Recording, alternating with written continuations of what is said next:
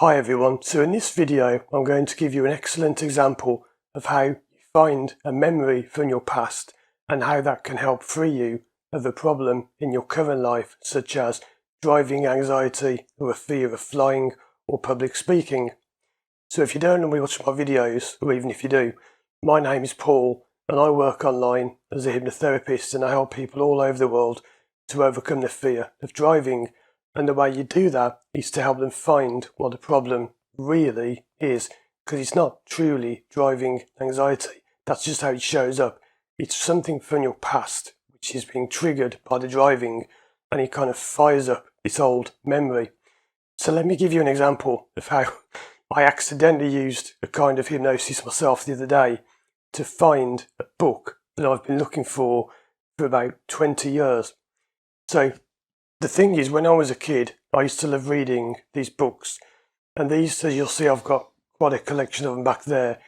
They're called Fighting Fantasy. And you might know these are very famous around the world. But if you don't know them, they are interactive books. And this is all relevant to this thing about finding the memory that fixes your problem. So the idea of these is you read a page, but at the end of the page, you get a choice. So you'll have a choice of, for example, you're in a dungeon, you get to a corridor. If you want to turn west, turn to page or paragraph 71.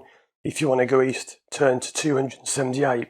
And all of the pages are numbered with these paragraphs, so you can decide which way you want to go. And these were great fun. You could work your way through the dungeon, having battles with monsters. And they were similar to these. These are more childish ones. Choose Your Own Adventure, The Cave of Time. And I've got quite a collection of these. You read a page, turn to page 33 to do this, turn to page 35 to do that. But what's all this got to do with the fear of driving? Well, there was one book that I read when I was a kid. Must have been over 30 years ago now, something like that. And I could never remember what it was. And it's bugged me for years. And the only thing I could remember is that it was like one of these, but there was one place where you could cheat. So if you don't know, what kids used to do is when you had a choice, you keep your finger in the page and you think, what happens if I go that way? Oh no, I die. I'll go the other way. And you would cheat by doing that. And in one book, and by the way, one of the authors of these books, one of these, he saw someone doing that on a bus one day. Apparently he saw someone doing what he called a finger spider, cheating by keeping the fingers in the pages so they could see what the options did. And he designed a system where you couldn't do that. Quite simply, you had to do certain pages in the book and collect numbers which you added up. So when you got to a certain point, instead of saying turn to page whatever, you would say add up the numbers you've got and turn to that page. And if you hadn't got the numbers, you wouldn't know which page to go to. But anyway, I could not remember for the life of me what this book was. All I remembered is there was a certain page and it said something about if you have the boots of something from this magician, the boots of leaping or whatever, turn to page whatever. And when you did that, it said something like, you're a cheater. There are no magic boots in this book. And I remember a picture of a man reaching his hand down and he was the author of the book or something. And anyway, the point is I could never remember what his book was. And I've bought dozens of these books. And I think one day I'm going to find out, I'm going to get the right one. Just couldn't find it. And the other day I was in the kitchen and I was making a sandwich which I never normally have, which was a beef, cheese and tomato sandwich. I don't know why I was having beef, cheese and tomato, but I was. And for some reason, as soon as I put the beef in the sandwich, a word just came into my head. Zork. And I thought, Zork? Why am I thinking Zork?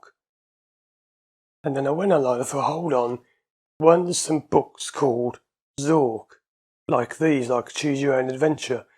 And I looked and I found this book, Zork. I remembered the cover. I hadn't seen it for 30 odd years, but I remembered it.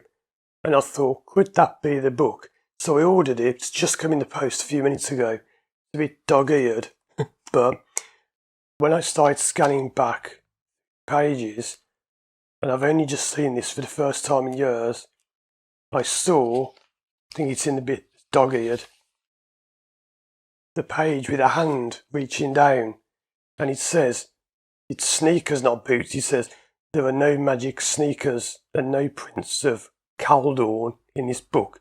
You have been cheating. Vindictus, the patron of decision novels, appears. I won't read it all, but there you go. It says, your score is negative 50 million billion zillion points. The score for the best ending probably isn't important to a cheater like you. He probably looks at the last page first. Yeah, they were tough in my day in books. The point of that is, that's how you remember things. Now, I don't know what the beef and cheese and tomato sandwich had to do with that. I've got no idea. Maybe I was eating beef when I read that. I don't know. Maybe I just had a cheese sandwich. I don't know. But there is something about beef, cheese and tomato reminding me of Zork and a man punishing you for wearing magic sneakers that don't exist.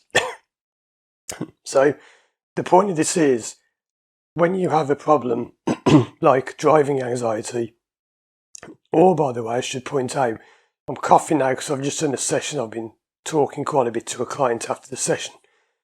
But even if you have something like a restricted throat, that could be a clue as to your problem. People don't realise sometimes when we do a session and they keep coughing and and I say, do you normally cough? And they say, no, I don't know why I'm coughing. That can be a clue. The coughing can lead to something else. I have no idea what that beef and cheese and tomato sandwich had to do with that, but it just put the word Zork into my mind, and I haven't thought of that book ever before. I haven't even remembered Zork for decades. I'd forgotten about it. Now I look at the cover. Oh yeah, and I do remember another picture in here, like there's some black lizards. I remember that. I haven't seen that, even just now flicking through.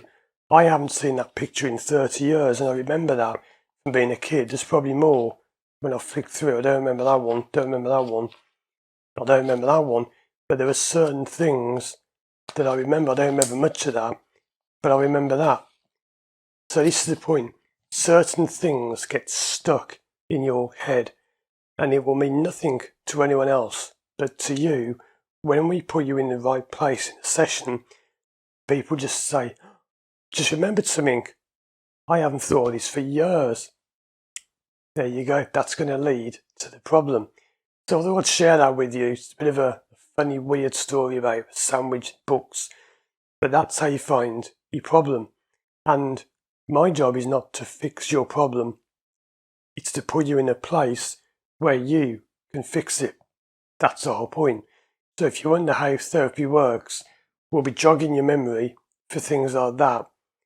And when it comes up, it leads to something else, and it releases an emotion, and you can go out and drive. And you'll think, what did that have to do with anything? Nothing, because driving is just the trigger, okay? Driving is irrelevant. And no matter how many people say, you're wrong because it's about driving, the driving is the trigger. It's what sets off an old memory. It's just the trigger. It's not what you deal with. You deal with the old memory, the old event. The book was the memory for me. The sandwich was the trigger. Never work on the trigger because it doesn't work. You work on the root cause, which was the book, the memory. Anyway, check out these other videos for more help on finding the root cause and general help with your anxiety. If you want to work with me one-to-one online from anywhere in the world, contact me through my website, firstdrive.com. Thanks for watching, and as always, I'll see you again soon for more videos.